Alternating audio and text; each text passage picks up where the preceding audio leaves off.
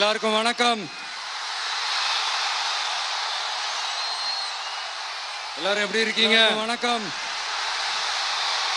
Sorry, எல்லாரும் எப்படி இருக்கீங்க? சாரி, கொஞ்சம் லேட் ஆயிடுச்சு.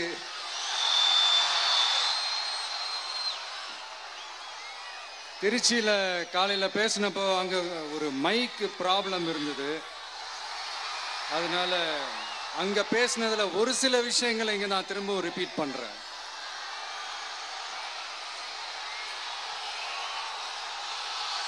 அந்த காலத்துல போருக்கு போறதுக்கு முன்னாடி போர்ல ஜெயிக்கிறதுக்காக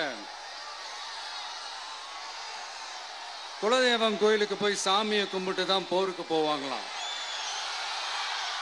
அந்த மாதிரி அடுத்த வருஷம் நடக்க போற ஜனநாயக போருக்கு தயாராகிறதுக்கு முன்னாடி நம்ம மக்களை அதாங்க உங்க எல்லாரையும் பார்த்துட்டு போலான்னு வந்திருக்கிறேன். இங்க என்ன பார்க்க வந்திருக்கிற என்னுடைய அம்மாக்கள், அக்கா தங்கைகள், அண்ணன் தம்பிகள், நண்பர்கள், நண்பிகள், உங்க எல்லாரையும் பார்க்கும்போது மனசுக்குள்ள ஒன்னே ஒண்ணுதான் தோணுது. உங்களோட இந்த அன்புக்காக எவ்வளவு பெரிய உயரத்தையும், எவ்வளவு பெரிய வருமானத்தையும், எவ்வளவு பெரிய வசதியையும் தூக்கி எறிஞ்சிட்டு வரலாங்க. உங்களோட இந்த அன்பை விட, இந்த பாசத்தை விட, உங்களை விட எனக்கு இந்த உலகத்துல வேற எதுவுமே பெருசா தெரியல. ஒரு சாதாரணமா இருந்த ஒரு விஜய இந்த உயரத்துல தூக்கி வச்சு கொண்டாடிக்கிட்டு இருக்கிறீங்க. உங்க வீட்டுல ஒருத்தனாவே ஆக்கிட்டீங்க, உங்க சொந்தக்காரனாவே ஆக்கிட்டீங்க. என்னங்க பெரிய பணம் வேணுங்கிற அளவுக்கு பார்த்தாச்சு. அரசியலுக்கு வந்துதான் நான் பணம் சம்பாதிக்கணுமா என்ன? அதுக்கு கொஞ்சம் கூட அவசியமே இல்லை. எனக்கு எல்லாத்தையும் எல்லாமும் கொடுத்த உங்களுக்காக உழைக்கிறத தவிர எனக்கு வேற எந்த எண்ணமும் எந்த வேலையும் இல்லை. விஜய், விஜய் அண்ணா, விஜய் தம்பி, விஜய் தம்பி, நம்ம விஜய், நம்ம விஜய்ன்னு என்னடா இந்த விஜய் தனியாளா இருப்பான்னு பார்த்தா எப்ப பாரு மக்கள் கடலோட மக்கள் கடலாவே இருக்கிறானேன்ட்டு இந்த எதிரிகளுக்கெல்லாம் தெரிஞ்சவன நம்மளை பத்தி கண்ணாபின்னான்னு பேச ஆரம்பிச்சிருக்கிறாங்க. அதாவது நான் மரியாதையா பேசினா கூட அதை தவறா எடுத்துக்கிறாங்கன்னா பாத்துக்கங்களேன். அதனால யார் என்ன சொன்னாலும் அறிஞர் அண்ணா அவர்கள் சொன்ன அந்த பஞ்சு தான், வாழ்க வசவாளர்கள் அப்படின்னு சொல்லிட்டு போயிட்டே இருக்க வேண்டியதுதான். நான் மதுரை மாநாட்டில் உங்க எல்லாரையும் நேர்ல சந்திக்க வரேன்னு சொல்லியிருந்தேன். அப்படி இன்னைக்கு உங்களுக்காக நம்மள மேலையும் கீழையும் ரொம்ப மோசமா ஆண்டுகிட்டு இருக்கிற பாசிச பாஜக அரசையும், பாய்சன் திமுக அரசையும் கேள்வி கேட்கறதுக்காக வந்திருக்கிறேன். இந்த பாஜக அரசு நம்மளை கொஞ்ச நெஞ்ச கொடுமையாங்க செய்து பீகார்ல 65 லட்சம் வாக்காளர்கள் ஓட்டர் லிஸ்ட்லயே காணோமா. இது என்ன பெரிய விஷயம்? இதை தாண்டி இன்னொரு விஷயம் இருக்கு. இந்த எதிர்கட்சிகள்லாம் ரொம்ப சிம்பிளா சொல்ற மாதிரி சொல்லணும்னா, ஓட்டு திருட்டு, வீட்டு நம்பர் 0ன்னு போட்டெல்லாம் ஓட்டர் ஐடி கார்டு கொடுத்துருக்காங்கன்னா பாத்துக்காங்களேன். எவ்வளவு பெரிய ஒரு மோசமான வேலைகள்லாம் அவங்க செய்யறாங்கன்னு பாத்துக்கங்க. அடுத்து ஒன் நேஷன் ஒன் எலெக்ஷன், ஒரே நாடு ஒரே தேர்தல் 2029ல இவங்களோட ஆட்சி காலம் முடிய போகுதுன்றது எல்லாருக்குமே தெரிஞ்ச ஒரு விஷயம்தான். அதனால இந்த மாநில அரசுகள் எல்லாத்தையும் கலைச்சிட்டு எல்லாருக்கும் ஒட்டு மொத்தமா ஒரே நேரத்துல தேர்தல் வைக்கிற ஒரு ஐடியா. அப்பதானே ஒரே நேரத்துல இந்த தில்லு முள்ளு வேலைகள்லாம் ஈஸியா செய்ய முடியும். இதுக்கு பேர் என்னங்க? ஜனநாயக படுகொலை தானே. அடுத்து டீலிமிட்டேஷன், பார்லிமெண்ட் தொகுதிகள் மறுசீராய்வு. நம்ம சவுத் இந்தியாவை விட நார்த் இந்தியாவுக்கு அதிகமான பார்லிமெண்ட் தொகுதிகள் கிடைக்கிற மாதிரி ஒரு மோசடி வேலை ஒன்று செஞ்சுக்கிட்டு இருக்கிறாங்க. இதைத்தான் டிவிகே முதலையே எதிர்த்தோம், இப்பவும் எதிர்க்கிறோம், இனிமேலும் எதிர்ப்போம். அதனால் இந்த SIR, one nation one election, delimitation, இதெல்லாம் எதிர்கட்சிகளை அழிக்கிறதுக்காக ரொம்ப ரொம்ப முக்கியமா நம்ம சவுத் இந்தியாவோட அந்த பவரை குறைக்கிறதுக்காக செய்யப்படுற ஒரு மோசடி வேலைகள். இது ஒட்டுமொத்த இந்தியாவுக்கும் பாஜக அரசு செய்யற ஒரு துரோகம். சரி, பாஜக அரசு தான் நமக்கு துரோகம் செய்யறாங்கன்னு பார்த்தா இங்க திமுக அரசு நம்மள நம்ப வச்சு ஏமாத்திக்கிட்டு இருக்கிறாங்க.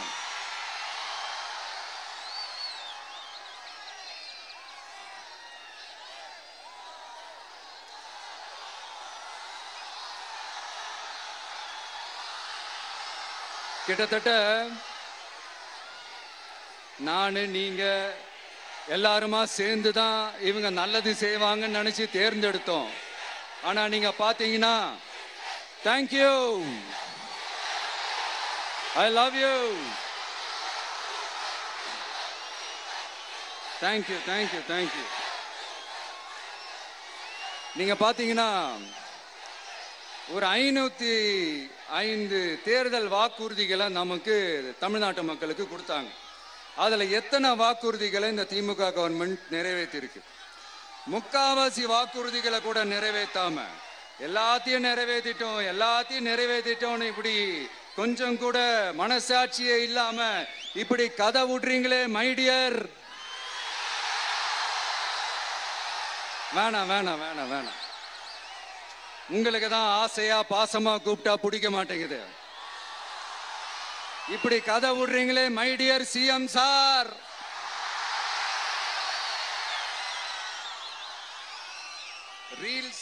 ரீல்ஸ் வேற, ரியாலிட்டி வேற நீங்களே சொல்லிட்டு இப்ப நீங்க விடுறது அம்பட்டும் ரீல்ஸ் தான்.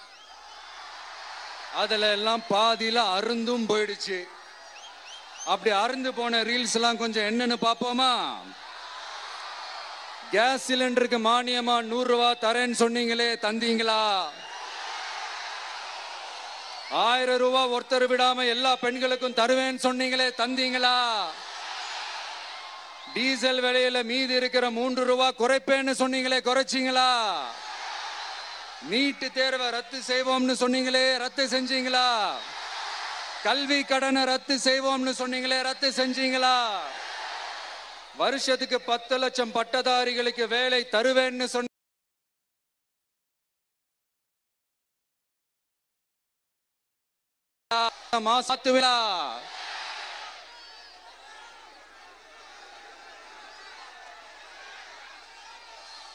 மீனவர்களை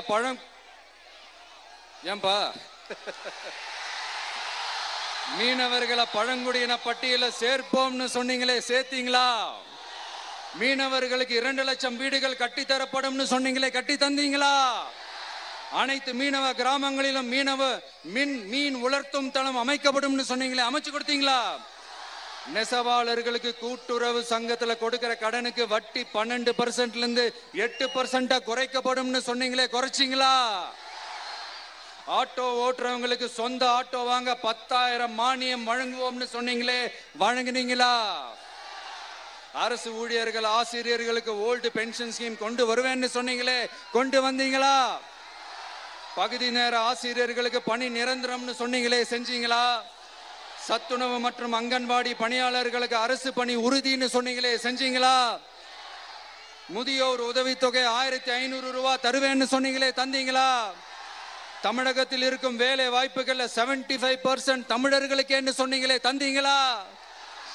3 லட்சத்தும் மேல் இருக்கிற காலி பணியிடங்கள் நிரப்பப்படும் சொன்னீங்களே, நிரப்புனீங்களா? தூய்மை பணியாளர்கள் பணி ஊதியம், ஓய்வூதியம் போன்ற கோரிக்கைகள் நிறைவேற்றப்படும் சொன்னீங்களே, நிறைவேற்றினீங்களா? மக்கள் நல பணியாளர்களாக 25,000 பெண்கள் நியமிக்கப்படுவார்கள் சொன்னீங்களே, நியமிச்சீங்களா? ரேஷன் கடையில மீண்டும் உளுந்து வழங்கப்படும் சொன்னீங்களே, கொடுத்தீங்களா? அனைத்து அரசு வேலை வாய்ப்புகளிலும் பெண்களுக்கு 40% முன்னுரிமை வழங்கப்படும் சொன்னீங்களே, கொடுத்தீங்களா? 35 வயதுக்கும் மேற்பட்ட திருமணமாகாத ஆதரவற்ற பெண்களுக்கு கல்வி தகுதிக்கு ஏற்ப அரசு வேலை வழங்கப்படும் சொன்னீங்களே, வழங்கினீங்களா?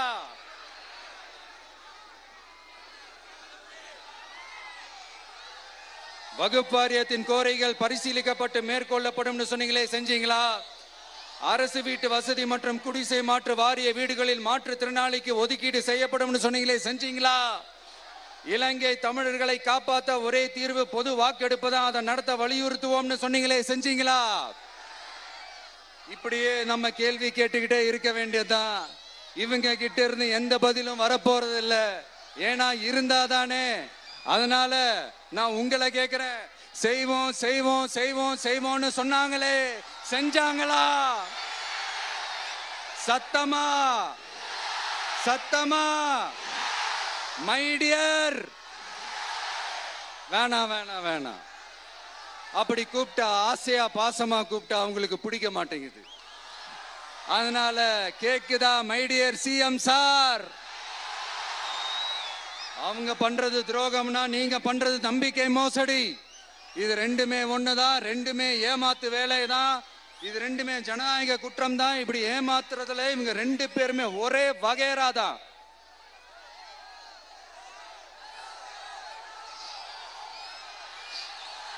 முந்தானேத்து வரைக்கும் ஒன்றிய பிரதமர், இப்ப இந்திய பிரதமர்.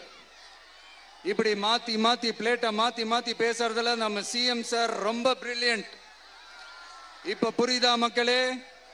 மறைமுக உறவுக்காரர்கள்னு நாம ஏன் சொல்றோம்னு.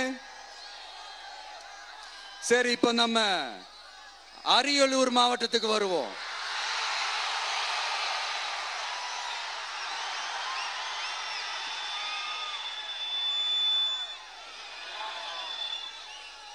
தமிழகத்தோட வறட்சியான மாவட்டங்கள முதல் வரிசையில காலங்காலமா இருக்கிற மாவட்டம் தான் நம்ம அரியலூர் மாவட்டம்.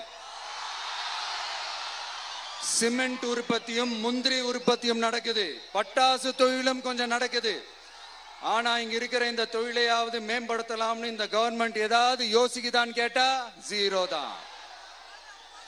சிமெண்ட் ஆலைகளால ஏற்படுற மாசுபாட்டுல இருந்து மக்களை பாதுகாக்க என்ன நடவடிக்கை எடுக்கப்பட்டிருக்குன்னு தெரியல.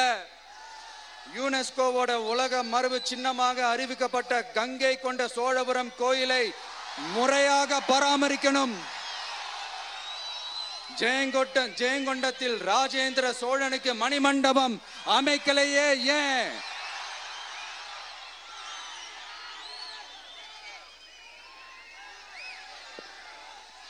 மருதையாத்தோட குறுக்க வாராணவாசி தடுப்பணை கட்டுறதை பத்தி 4 வருஷமா கண்டுக்கலையே ஏன்? அரியலூர்ல இருந்து ஜெயங்கொண்டான் காட்டுமன்னார் கோயில் வழியாக சிதம்பரத்துக்கு ரயில்வே வழித்தடம் அமைக்கணும்ன்ற கோரிக்கை என்னாச்சுன்னு தெரியல. ஜெயங்கொண்டத்திலிருந்து கும்பகோணத்திற்கு ரயில்வே வழித்தடம் அமைக்கணும்ன்ற கோரிக்கை என்னாச்சுன்னு தெரியல. அரியலூர்னாலே முந்திரி உற்பத்தி தான் பிரதானம். அதனால முந்திரி தொழிற்சாலை அமைக்கணும்ன்ற கோரிக்கை என்னாச்சுன்னு தெரியல. இந்த மாவட்ட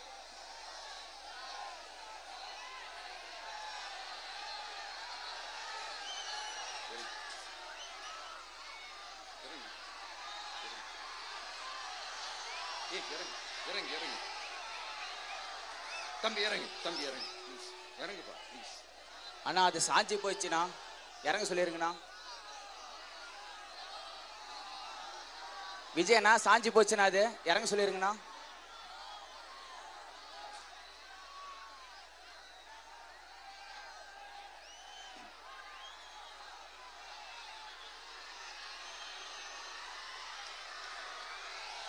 ஹலோ பிரதர் சார், அவரை இறங்க சொல்லுங்க ப்ளீஸ்.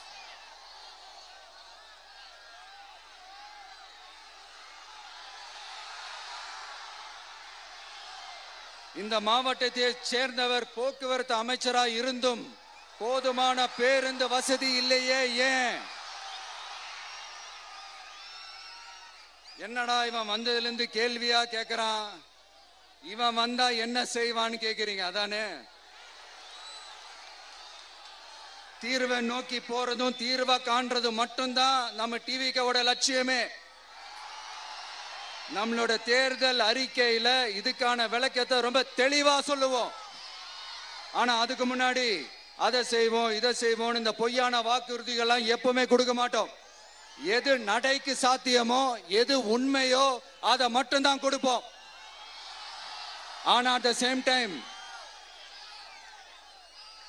மருத்துவம், குடிநீர், ரேஷன், கல்வி, அடிப்படை சாலை வசதி, மின்சாரம், இந்த மாதிரி அடிப்படை விஷயங்கள்ல நோ காம்ப்ரமைஸ்.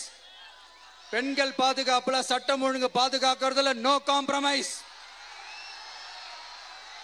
சிம்பிளா நம்மளுடைய விஷன் என்னன்னு சொல்லணும்னா, ஏழ்மை வறுமை இல்லாத தமிழகம், குடும்ப ஆதிக்கம் இல்லாத தமிழகம், ஊழல் இல்லாத தமிழகம், உண்மையான மக்களாட்சி, மனசாட்சி உள்ள மக்களாட்சி. கான்பிடென்ட்டா இருங்க, நல்லதே நடக்கும், வெற்றி நிச்சயம். மீண்டும் சந்திக்கும் வரை நன்றி, வணக்கம்.